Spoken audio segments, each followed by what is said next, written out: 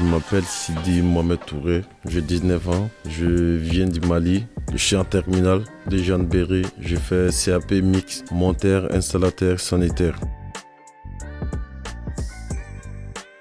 Bonjour, je m'appelle Hachibou El Arifou, j'ai 17 ans, je viens de Mayotte, mon origine, je suis maoré.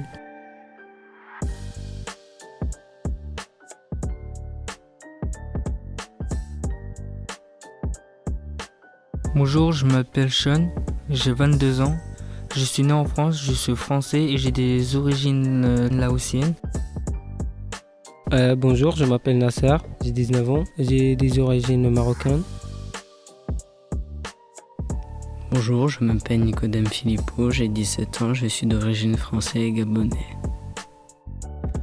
Bonjour, je m'appelle Ali Reza, j'ai 19 ans, je viens du Pakistan.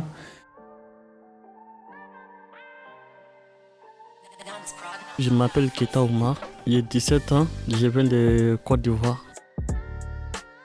Bonjour à tous, je m'appelle Ayouba, j'ai 19 ans, je suis d'origine guinéenne, nationalité française.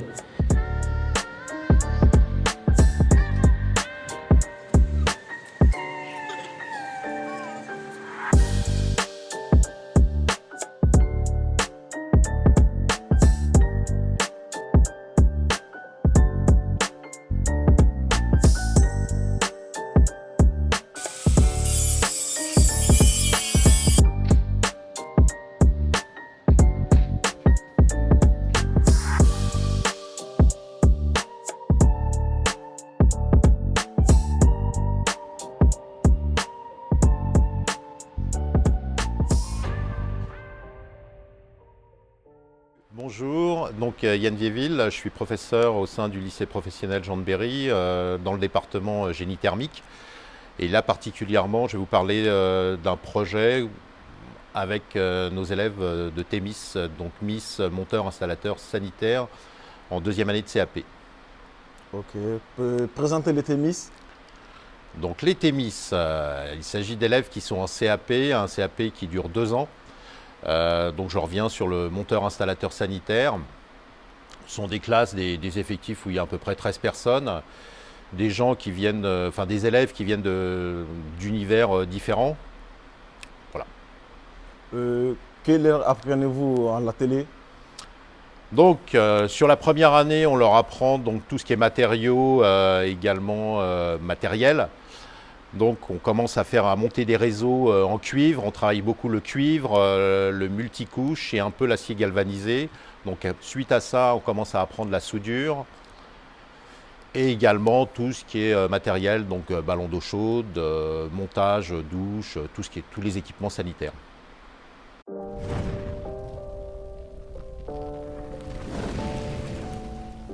Cette année scolaire 2021-2022, nous avons présenté et préparé un atelier du filtre à sable pour de l'eau propre, l'eau potable. La première chose qu'on avait faite, c'était un interview avec Paul Chotard, qui venait de GK Savard, nous ont aidés, beaucoup aidés. Alors, je m'appelle Paul Chotard et je suis l'un des membres d'une association du Cher qui soutient les actions de GK, on dit GK en anglais ou GK en français, qui est une ONG, une organisation non gouvernementale au Bangladesh. D'accord. Et quel est votre rôle dans cette association? Donc dans l'association, j'en suis le vice-président pour ce qui est de l'antenne, nous disons antenne du Cher, puisque le comité de soutien à JK au Bangladesh est un comité national, donc qui est français, qui s'appelle Comité français de soutien à JK. Chaque année, donc le comité français, chaque année, va au Bangladesh, peut-être excepté les 2 années de Covid où les voyages étaient soit réduits, soit interdits. Mais chaque année, disons 4, 5, 6 personnes du comité français et du comité du Cher se rendent au Bangladesh pour rencontrer les dirigeants de JK et visiter quelques-uns des projets que nous soutenons au Bangladesh. Depuis 1972, le comité français soutient matériellement et humainement les actions de l'ONG Bangladesh Ganeshastaya Kendra ou GK Savar, qui veut dire Centre de santé du peuple, basé à Savar au nord de la capitale Dhaka. GK défend à travers le Bangladesh un modèle original de développement avec les plus démunis et passe prioritairement par les femmes. L'émancipation des femmes, associer les femmes aux actions, santé, développement rural, éducation. Les former à l'exercice d'un métier et les soutenir dans la défense de leurs droits. L'aide au développement et à l'autonomie. Promouvoir un développement, c'est-à-dire accompagner des projets économiques et sociaux dans une vision à long terme avec une application des communautés villageoises. La santé pour les plus pauvres. Proposer localement des soins de qualité à ceux qui habitent loin des structures existantes par l'animation de centres de santé décentralisés. Former du personnel paramédical et assurer une présence aux portes des maisons.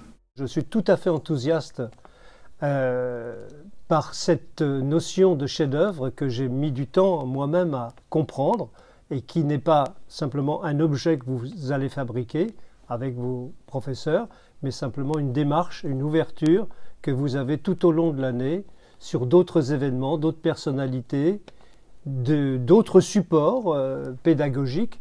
J'ai découvert, et c'est enthousiasmant parce que ça justifie le fait que je m'intéresse à l'établissement et à vous, et ça justifie aussi le fait que vous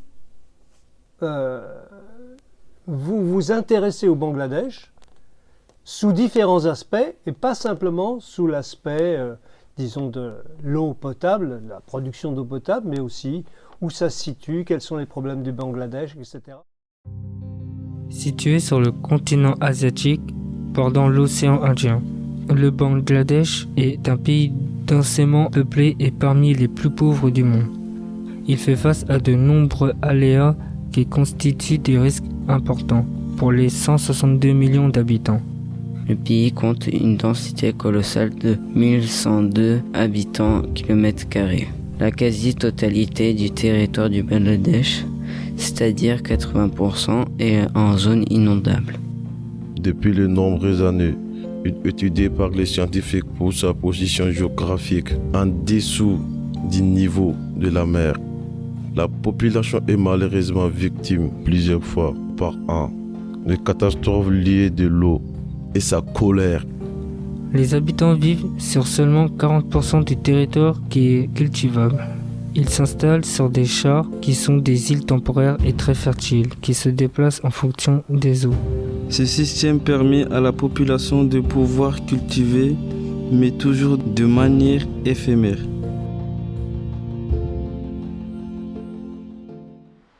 Comment vous est venue l'idée de filtre à sable au chef-d'œuvre? Alors pour le chef-d'œuvre, surtout, c'est un projet collectif inspiré par les élèves. Donc le projet, c'est le filtre à sable. C'est mis en rapport également avec l'association GK Savar. Et depuis, ça a évolué. Et là, on arrive à l'aboutissement. Donc la réalisation d'une maquette, plus toute la partie, pas humanitaire, mais tout ce qui va autour. Donc au début, on a fait des plans, etc., qui ont été validés par l'association GK Savar.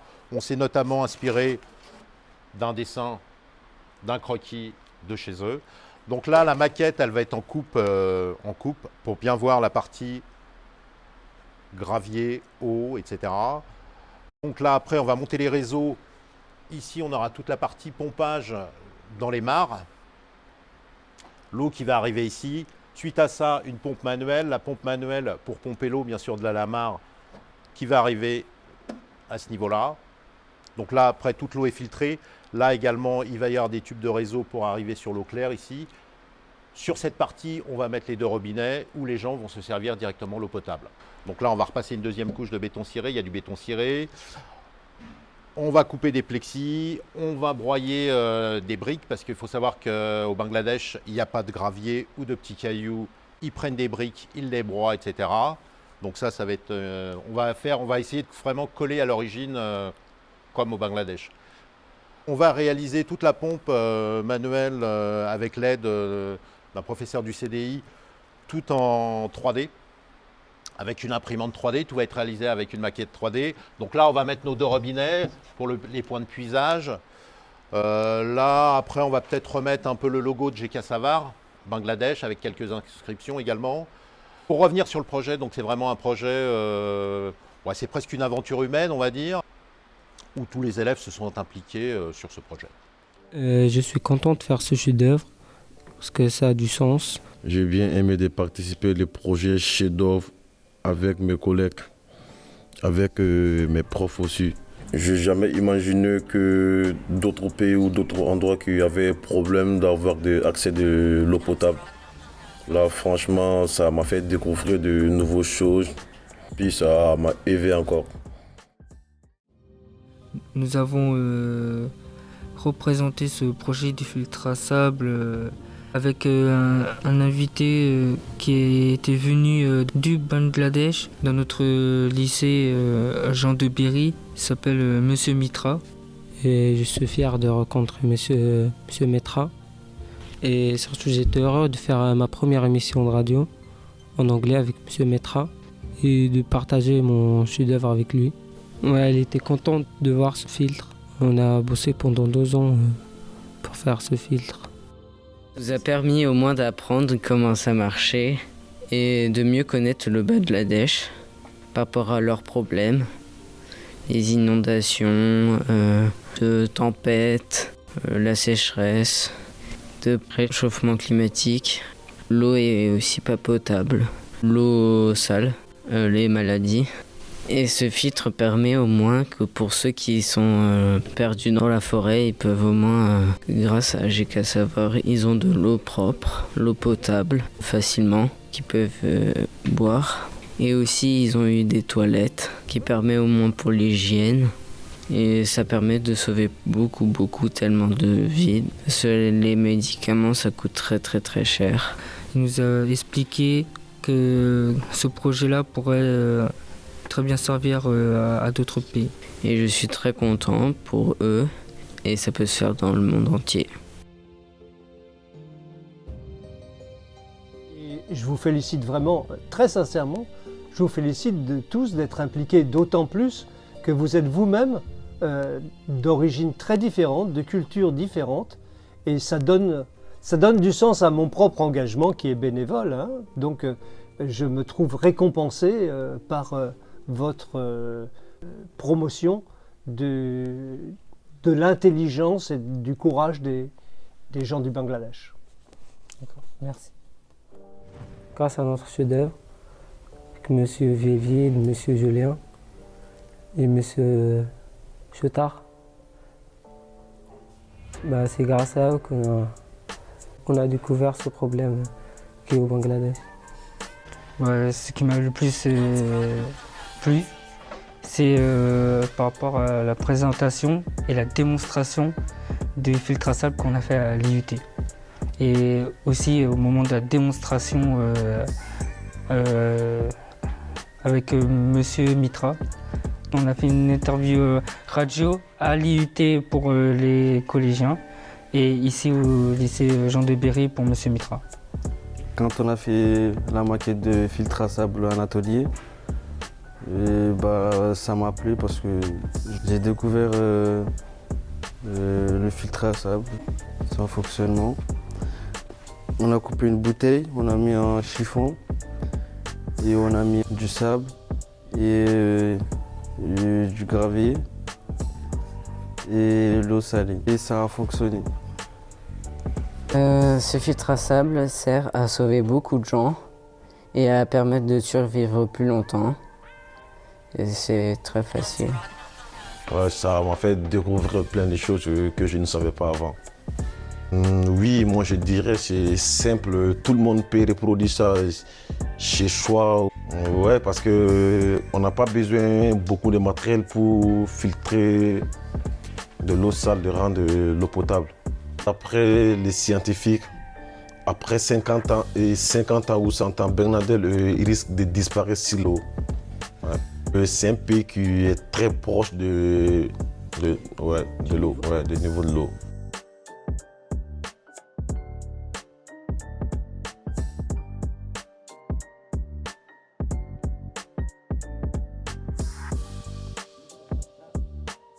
Bon courage les poulets, à demain.